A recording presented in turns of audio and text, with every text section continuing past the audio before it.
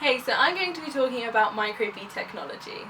Some companies refer to this as microclear technology, and others don't refer to it at all, but use it anyway. So what is Microbead Technology? It's the use of these tiny beads in cosmetic products such as scrubs and toothpaste to give a deeper clean. They're made up of polymers such as polyethylene, aka polythene, which is what I'll mainly be focusing on. But other companies can use polypropylene, polyethylene terephthalate, polymethyl methacrylate and nylon. And the principles that I'll be referring to are applicable to these as well. So what is polyethylene? It's made up of a repeat unit of ethene, and it's synthesized by a radical mechanism in which a radical that has an unpaired electron attacks the pi bond and causes one of the carbons to have an unpaired electron that can then go on to react further with other ethene molecules. So how do microbeads work? Microbeads work by increasing the amount of active ingredient getting into the target area.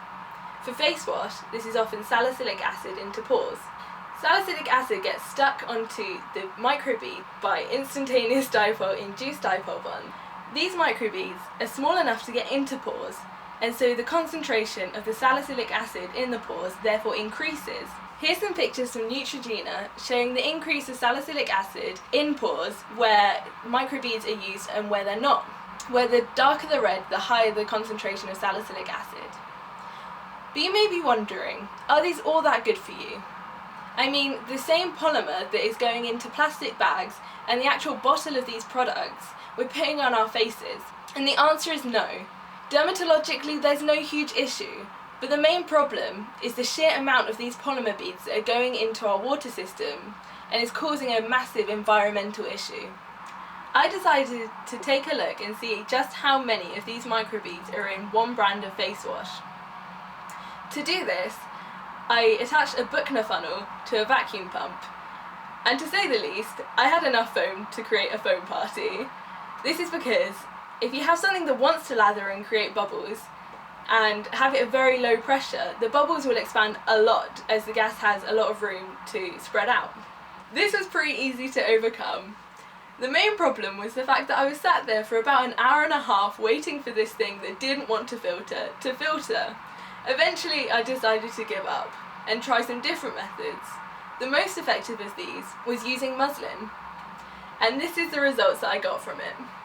Please note also that I did have a lot of waste from the other methods that didn't get included in this, but still, for a bottle this small, this is quite a lot of plastic. There's been plenty of research going on in the past few years monitoring the distribution and effect of these microbeads in our water systems. The main problem that they found is that these tiny beads go straight through our standard water filters and into the oceans. And it's not so simple as to just change our filters, as I found out in my own experiment. So how can we deal with these? Well, the important part is to prevent it. A petition was passed in the USA that is stopping production of all microbead containing cosmetics as of 2017.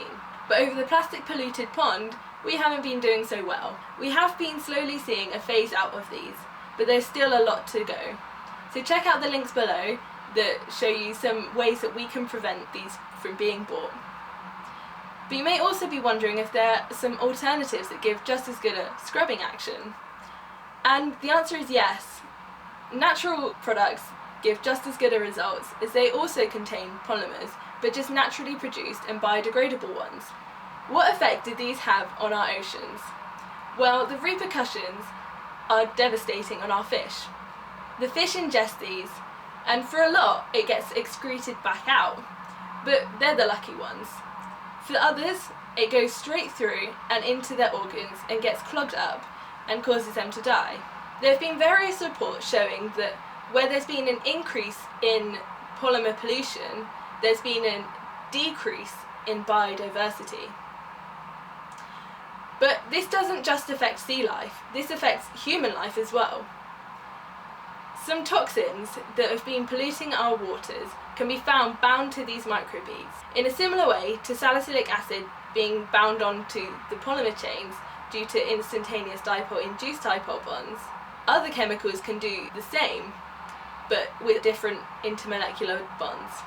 These chemicals, such as polychlorinated biphenyls, PCBs, and dichlorodiphenyl triethane, DDT, are carcinogens amongst other things.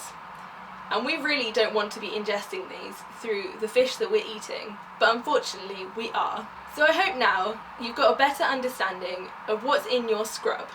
Check out the links below to see ways that we can prevent these from causing any more damage than they already will. And thank you for watching.